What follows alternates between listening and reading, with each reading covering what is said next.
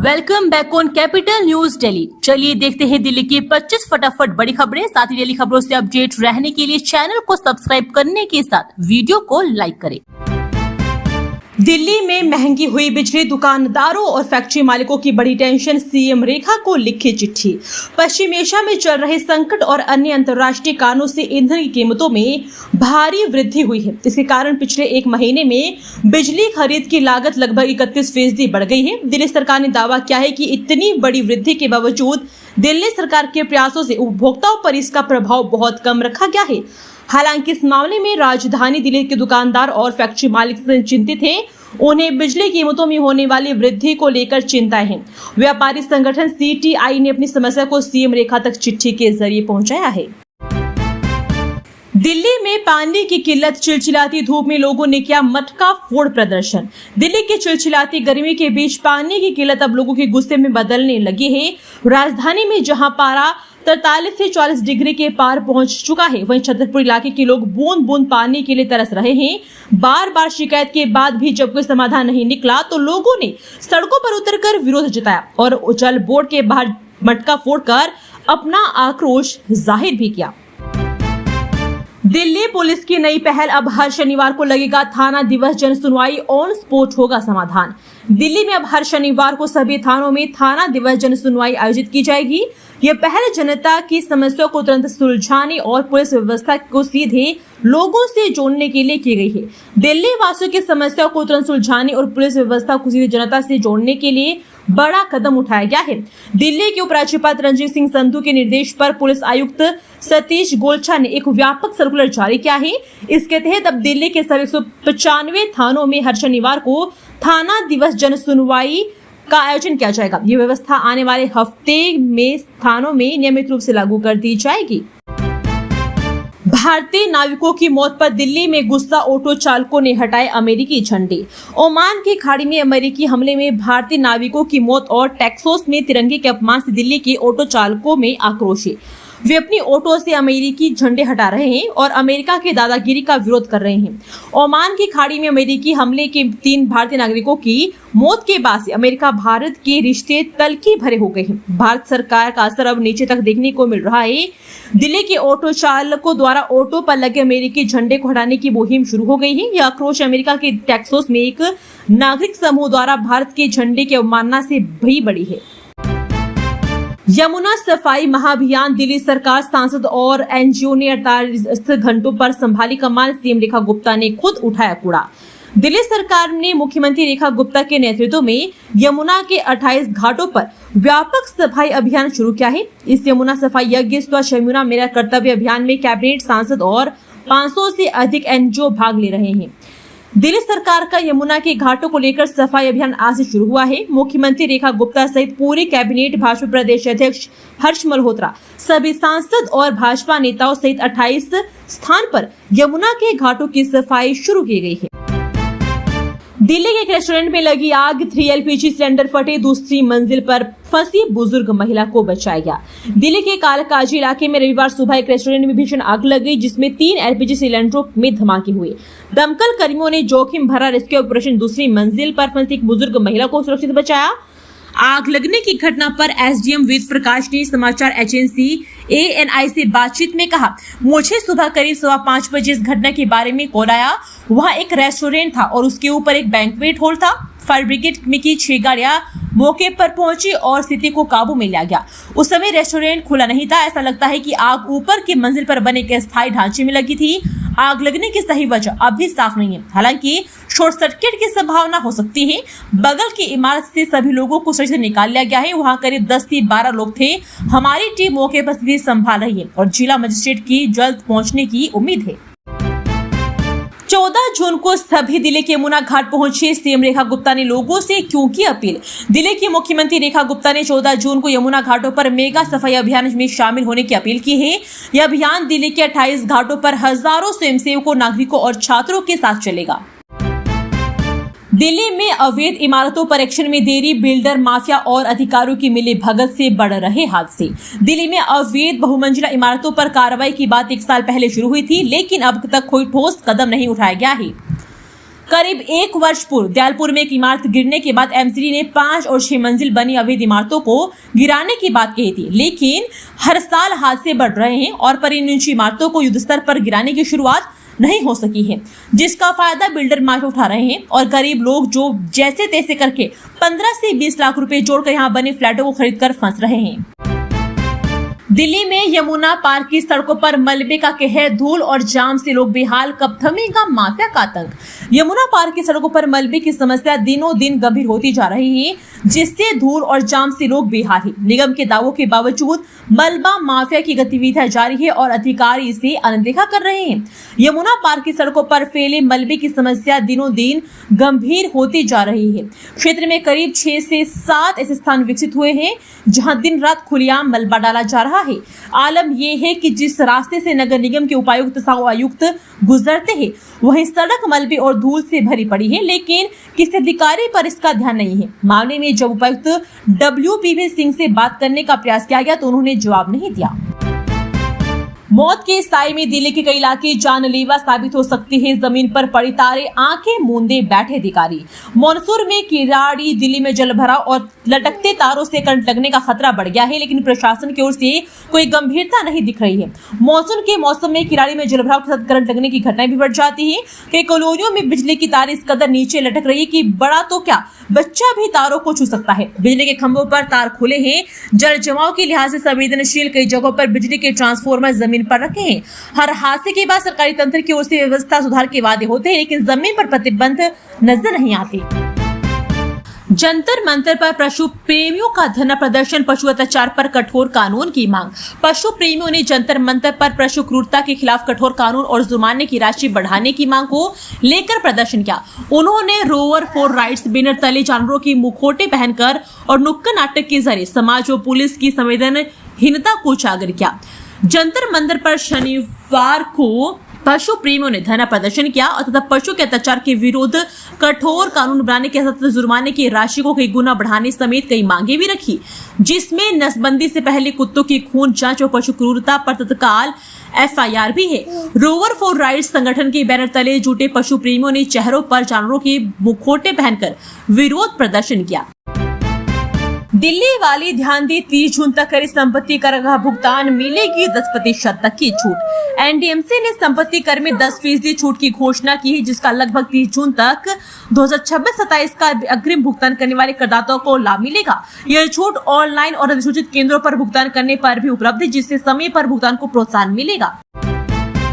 1 अगस्त से दिल्ली एनसीआर के औद्योगिक इकाइयों की खेरनही प्रदूषण फैलाने पर सरकार करेगी कठोर कार्रवाई। दिल्ली एनसीआर में वायु प्रदूषण रोकने के लिए 1 अगस्त से औद्योगिक इकाइयों पर सख्त कार्रवाई होगी। उत्सर्जन मानकों का उल्लंघन करने वाली इकाइयों को बंद करने सहित दंडात्मक कार्रवाई की जाएगी। दिल्ली व एनसीआर के अन्य शहरों में वायु प्रदूषण का एक प्रमुख कारण औद्योगिक इकाइयों द्वारा कठोरता से उत्सर्जन मानकों का पालन नहीं करना है। इस तरह की लापरवाही को रोकने के लिए कठोर कदम उठाने की तैयारी है। 1 अगस्त से पर्यावरण संरक्षण से संबंधित मानकों का उल्लंघन करने वाली औद्योगिक इकाइयों को बंद करने से लेकर अन्य दंडात्मक कार्रवाई की जाएगी। तुगलकाबाद एक्सटेंशन अग्निकांड में बड़ा खुलासा, साजिश के तहत बिल्डिंग के नीचे खड़ी गाड़ी में लगाई गई थी आग, 4 गिरफ्तार। साउथ ईस्ट दिल्ली के तुगलकाबाद एक्सटेंशन इलाके में गली नंबर 1 में शुक्रवार रात एक 5 मंजिला इमारत के अंदर भीषण आग लग गई थी। इस घटना की आग में 3 लोगों की मौत हो गई और वहीं लोग कई घायल भी हो गए थे, जिन्हें अस्पताल में भर्ती करवाया गया था। इस घटना के बाद ऐसा माना जा रहा था कि शॉर्ट सर्किट होने की वजह से बिल्डिंग में आग लग गई थी, लेकिन अब इसमें एक बड़ा खुलासा हुआ है, जिसमें यह पता चला है कि इस बिल्डिंग में आग शॉर्ट सर्किट की वजह से नहीं, बल्कि आपसी रंजिश की वजह से बिल्डिंग के नीचे पार्किंग में खड़ी मोटरसाइकिल में आग लगाई गई थी, जिसके कारण पूरी बिल्डिंग में आग लग गई और इस हादसे में 3 लोगों की मौत हो गई। वहीं अब दिल्ली पुलिस ने इस घटना से जुड़े 4 लोगों को गिरफ्तार भी कर लिया है, जिससे आगे की पूछताछ की जा रही है। हैरी बॉक्सर गिरोह जो स्पेशल सेल और हरियाणा STF के लिए बन रहा चुनौती, कपिल शर्मा के कैफे पर हमले में आया था नाम। पश्चिम दिल्ली और हिसार में गैंगस्टर हैरी बॉक्सर के शूटरों द्वारा की गई फायरिंग के 4 दिन बाद भी पुलिस उन्हें पकड़ नहीं पाई है। गुरु रंधावा के जिम के बाहर गोलीबारी और कपिल रेधु की हत्या की जिम्मेदारी हैरी बॉक्सर ने ले ली है, जिससे यह गिरोह सुरक्षा एजेंसियों के लिए चुनौती बन गया है। पश्चिम दिल्ली और हिसार में बीते बृहस्पतिवार को कुख्यात गैंगस्टर होएरी बॉक्सर के शूटरों द्वारा 2 जिम के बाहर अंधाधुंध फायरिंग कराने के मामले में 4 दिन बाद भी पुलिस के शूटरों को नहीं पकड़ा गया है। अमेरिका के छिपे हैरी के निर्देश पर उसके 2 शूटरों ने पहले पश्चिम बिहार में तड़के 4:45 पर बॉलीवुड सिंगर गुरु रंधावा के जिम के बाहर 7 राउंड फायरिंग की थी। नोएडा में डीजल की खरीद पर सख्ती, नए नियम लागू होने से कारोबारी परेशान।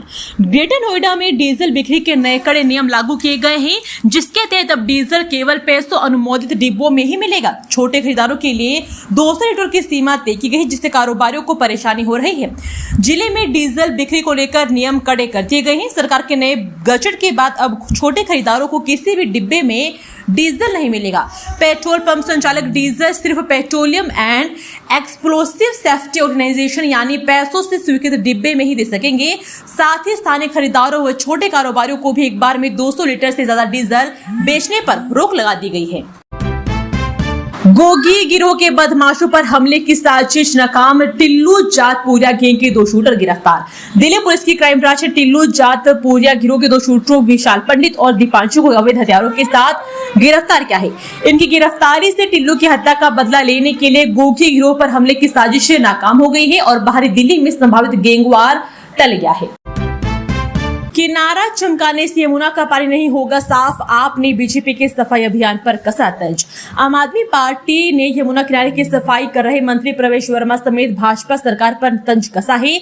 आपका कहना है कि सिर्फ किनारा चमकाने से यमुना का दूषित पानी साफ नहीं होगा, जबकि भाजपा ने चुनाव में पानी साफ करने का वादा किया था। आम आदमी पार्टी ने यमुना का किनारा साफ करने जमीन पर उतरे मंत्री प्रवेश वर्मा समेत पूरी भाजपा सरकार पर तंज कसा है। आपने यमुना किनारा साफ करे प्रवेश वीडियो का एक्स पर साझा कर यमुना का सिर्फ किनारा चमकाने की दूषित पानी साफ नहीं होगा। दिल्ली में कैरियर कंपनी से 50,000 की धोखाधड़ी करने वाला हिमाचल वाले प्रदेश से गिरफ्तार। बाहरी दिल्ली में एक कार्गो कैरियर कंपनी से 50,000 रुपए की धोखाधड़ी करने वाले व्यक्ति को हिमाचल प्रदेश से गिरफ्तार किया गया है। आरोपी ने स्वयं को ट्रक मालिक बताकर कार्गो कंपनी को फर्जी जानकारी दी और 50,000 रुपए अपने खाते में ट्रांसफर करा लिए। आरोपी हरियाणा के हिसार का रहने वाला है। अध्यक्ष और 2 सदस्यों की नियुक्ति के लिए आवेदन शुरू 3 जुलाई तक कर सकेंगे अप्लाई। दिल्ली सरकार ने दिल्ली विद्युत विनियामक आयोग के अध्यक्ष और 2 सदस्यों की नियुक्ति के लिए आवेदन आमंत्रित किए हैं। यह पद जुलाई 2025 से रिक्त है, जिसके कारण वार्षिक बिजली शुल्क निर्धारण जैसे महत्वपूर्ण नियामक कार्य लंबे थे। दिल्ली के ऊर्जा विभाग द्वारा शनिवार को जारी एक नोटिस के अनुसार DERC के अध्यक्ष और सदस्यों के पास इंजीनियरिंग, वित्त, वाणिज्य, अर्थशास्त्र, कानून और प्रबंधन में विशेषज्ञता होनी चाहिए। उम्मीदवारों को 3 जुलाई तक ईमेल के माध्यम से विशेष सचिव को अपने आवेदन जमा करने होंगे। जापानी, कोरियाई और चीनी भाषा सीखने का मौका, डीओ के ओपन लर्निंग कैंपस में आवेदन शुरू। डीओ के कैंपस ऑफ ओपन लर्निंग ने विदेशी भाषा कार्यक्रमों को और कई प्रमुख प्रोफेशनल कोर्सों में दाखिले की प्रक्रिया शुरू कर दी है। यह पहल छात्रों और कामकाजी पेशेवरों के लिए वैश्विक अवसर के द्वार खोलेगी और बेहतर करियर विकल्प प्रदान भी करेगी। एमसीडी ने दिल्ली सरकार को बेची हैदरपुर की जमीन, 6 एकड़ में बनेगा अत्याधुनिक आयुर्वेदिक अस्पताल। खराब आर्थिक स्थिति से जूझ रही एमसीडी ने हैदरपुर में 6 एकड़ जमीन दिल्ली सरकार को 45 करोड़ रुपए में बेची है, जहां एक आयुर्वेदिक अस्पताल बनेगा। निगम ने एक वृद्धाश्रम की जमीन भी 10 साल के लिए पट्टे पर दी है, क्योंकि उस पर 15,000 करोड़ रुपए का कर्ज है। गार्ड करता रहा मना, नोएडा की सोसाइटी में पुल किनारे विदेशी महिलाएं उड़ाती रही धुआं, वीडियो वायरल। भारतीयों के व्यवहार को लेकर अक्सर विदेश में सवाल उठते जाते रहते हैं। नोएडा सब एक ऐसा मामला आया है जहां मामला इससे बिल्कुल ही उल्टा है। यहाँ कथित तौर पर एक रेजिडेंशियल सोसाइटी में स्विमिंग पूल के पास विदेशी महिलाओं के एक ग्रुप को गांजा पीते हुए देखा गया है। हैरानी की बात यह है कि सोसाइटी के गार्ड के मना करने के बावजूद महिला ने स्मोकिंग करना बंद नहीं किया। गार्ड ने बेहद ही शालीनता के साथ उन्हें ऐसा न करने के लिए कहा था। मालवीय नगर अग्निकांड, कुक की गिरफ्तारी पर उठे सवाल, जंतर मंतर पर प्रदर्शन।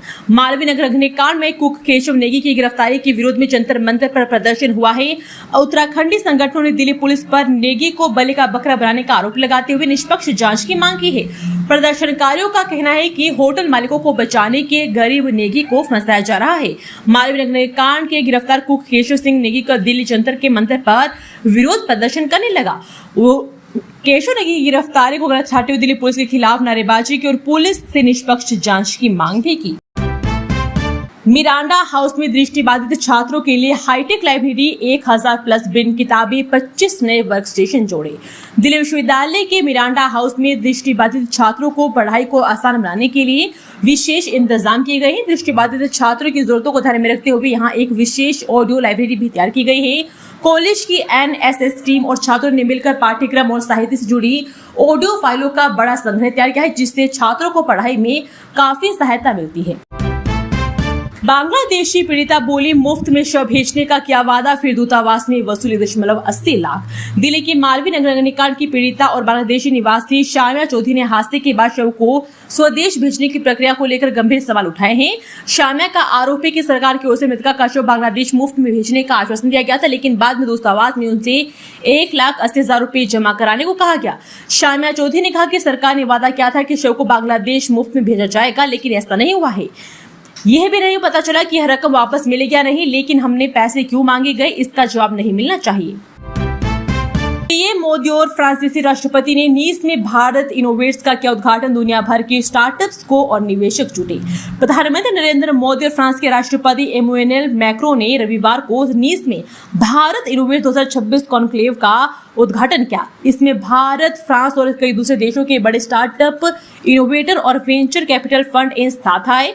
14 जून से 16 जून तक चलने वाला यह 3 दिन का इनोवेशन कॉन्क्लेव भारतीय इनोवेटर को ग्लोबल इन्वेस्टर, इंडस्ट्री लीडर और एकेडमिक इंस्टीट्यूशन से जोड़ने के लिए एक पावरफुल प्लेटफॉर्म का काम करता है। पीएम मोदी और राष्ट्रपति मैक्रों का मिलकर लॉन्च करना भारत फ्रांस रिश्तों में टेक्नोलॉजी और इनोवेशन की बढ़ती अहमियत का संकेत है, जिसमें हाल ही के सालों में डिफेंस और स्पेस के लेकर डिजिटल टेक्नोलॉजी और आर्टिफिशियल इंटेलिजेंस जैसे सेक्टरों में सहयोग मजबूत हुआ है। इस इवेंट्स में 120 से ज्यादा भारतीय डीप टेक स्टार्टअप और 15 से ज्यादा बड़े हायर एजुकेशन इंस्टीट्यूट हिस्सा ले रहे हैं, जिसमें बड़े IIT और दूसरे रिसर्च ऑर्गेनाइजेशन शामिल है। 100% इथेनॉल ईंधन की कानूनी मान्यता, गडकरी बोली, फाइल पर की साइन। केंद्रीय सड़क परिवहन और राजमार्ग मंत्री नितिन गडकरी ने शनिवार को कहा है कि उन्होंने 100% इथेनॉल मिश्रण ईंधन को कानूनी मान्यता देने की मंजूरी दी है।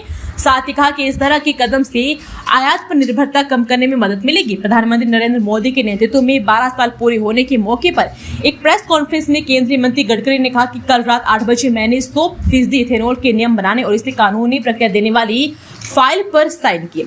गडकरी ने कहा कि इथेनॉल पेट्रोल पर एक सही विकल्प बनकर उभरेगा और 22 लाख करोड़ रुपए के इंपोर्ट के बोझ को कम करने में मदद भी करेगा।